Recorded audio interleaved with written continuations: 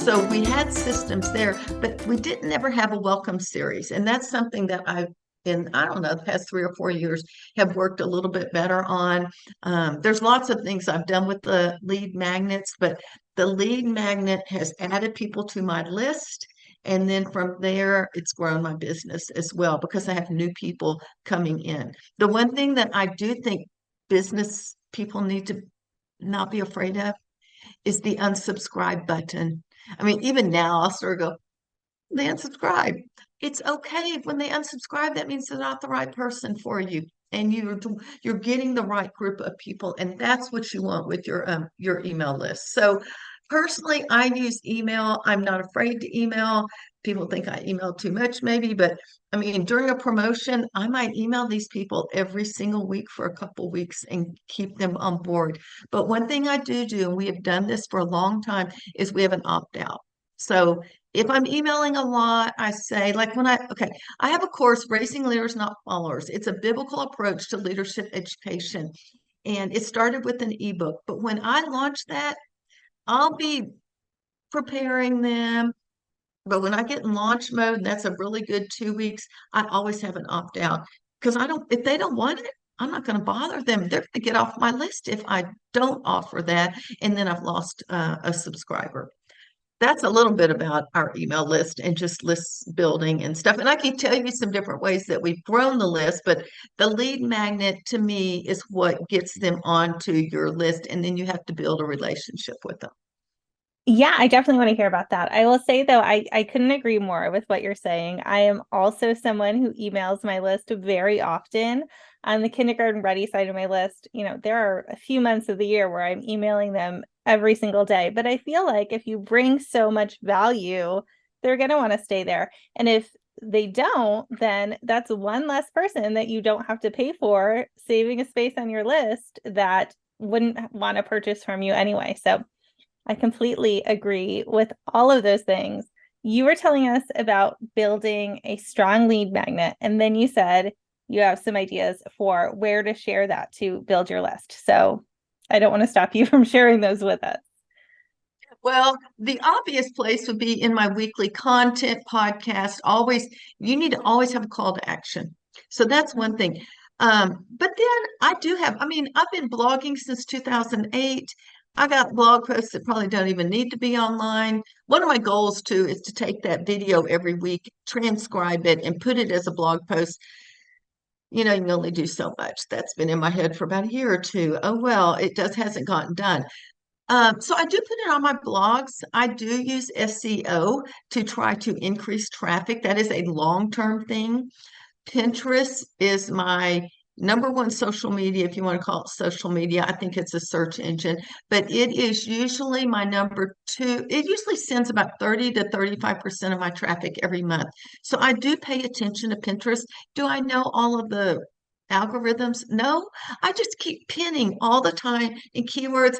And, as I learn something, we'll throw it into the process. But so Pinterest is a good one. So I do share it. We've got a system. I have an assistant. So, like I just saw it today, the podcast from Monday went out on Facebook and it'll go out on wherever else he's got the list for. We actually, in the homeschool world, I am in a few groups that don't see themselves as competitors, but collaborators. And I think that's really important. I will say that's been one of my favorite ways to grow my list that's sort of off the beaten path. I mean, yes, I'm not a paid ad person. I'm sort of a failure at paid ads. I've made it okay. But SEO, we've done SEO since 2004, 5, and Pinterest are really good. But networking with people is one of our best ways to do it. So I'll give you a few ways that I have personally done it. In the homeschool niche, there is a group that you can share a blog post every single day if you want to. And the caveat is you have to go and share at least 3 or 4 of the other ones listed on that day. Now, that's a long-term goal, but every day I've got a handful of people that are sharing my blog post, and those blog posts always have a call to action and they always have usually a lead magnet on there somewhere. The other thing is I am part of bundles. And so I will be in a bundle and they're different kinds. Sometimes the bundle owner wants to own everything and dish out, like give out the product or whatever you're offering. But my way around that is I always offer a course, even just a 3-part course. And in order to get that course, they have got to come to my course platform and sign up. And I will say, bundle people that want control, like of an ebook or something, are more willing to let you send them out to your course platform. So that's a place. So I will just tell you, I was in a business group this past summer. Haven't even looked, but easily 700 or 800 people in just a couple of months, just from being in that bundle. I'm also part of a free bundle that goes out like homeschooling, like we're working on Holiday Hoopla, comes out in October, and it's free for 1 week. They have to come sign up. But the only way they can get those items is to come to my website, to my landing page, and sign up. And then I have a welcome system to go along with that. So I don't just bombard them. I give them usually a week long of emails just to get to know them. And then I just joined a group. Y'all are going to think this is crazy, but I was paying $20 a month to be able to wash my cars every day if I wanted to. Well, I work from home and I was never, like, maybe once or twice a month. So I was like, this is a waste of $20. So I've been looking at this marketing opportunity, and is $20 a month. Now, this is in the homeschool group, but you could do this in any type of niche. So even as school teachers, you could do this if you wanted. And there is an opportunity every week to send an email out for the 20 or 30 people in that group. And what happens is, like, okay, we have Friday freebie once a month. It's this Friday. Everyone has to send out the list of all the Friday freebies. And it is a paid product that is only free for a weekend. And so they have to use a special code, and then it's back in my store again. So everyone's doing that. They all get here, and so they're all coming to my list. Now, I don't know.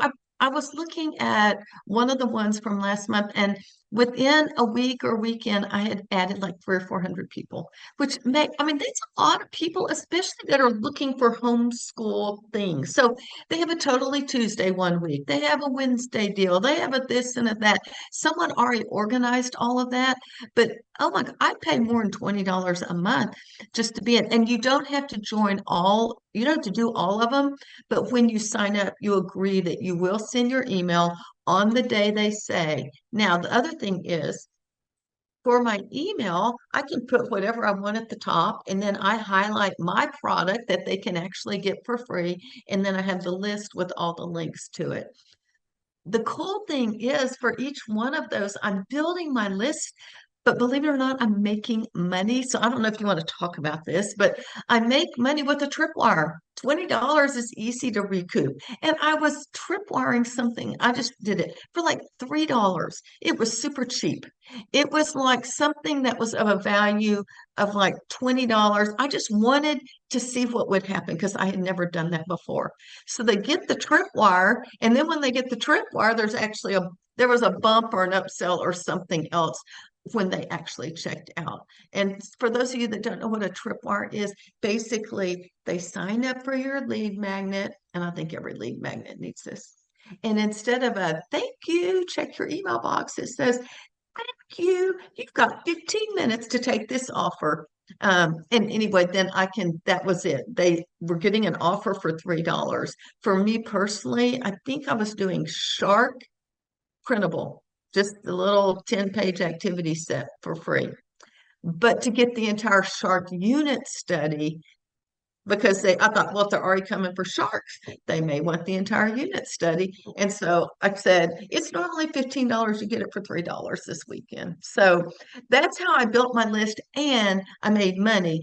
And I'm going to tell you, I didn't make like millions of dollars. I didn't even make hundreds. I probably made like $60, but I didn't care because it's building my list, and I've recouped my investment, and I made a little bit of profit that I can put back into the business. Oh yeah. Anytime you can build your list at a profit, what beats that? Yeah. I love these Scrappy strategies. Oh my goodness. I love a tripwire. That is my go-to in my business. I've mostly built my email list on the kindergarten ready side of my business with Facebook ads, but a tripwire is how I've been able to do that. So I can pay for those ads and run them at a profit. A $3 tripwire though, oh my goodness. I was like nodding along with what you were saying, and then you said $3, and that's just crazy pants to me, but it worked. So that's really cool. I think at $3, it's sort of like a no-brainer. Mm-hmm. Like, I just got this. Why not get the videos and the snacks and the crafts and all the activities that go along with it? And so I did want to make it so ridiculously low. That is such a smart strategy. My wheels are turning. Could I pull out one activity from some of my products and make the rest of the product an upsell? That'd be fun. I like that. I might try that sometime. For people listening, I usually do a $19 or $24 tripwire with my ads. And so it's a pretty meaty product to be a tripwire, but I love this strategy for making some money from the leads that are coming in. And when you are building your list at a profit, it makes it so much more sustainable. I love all these scrappy strategies that you're talking about here, and collaborating with other people. Super helpful. I think, anyone could do that. There's nothing you're talking about here that people can't do. You don't have to be an expert. You don't have to be advanced in business strategy to do these things. And so I hope, people listening will take action on what you're saying.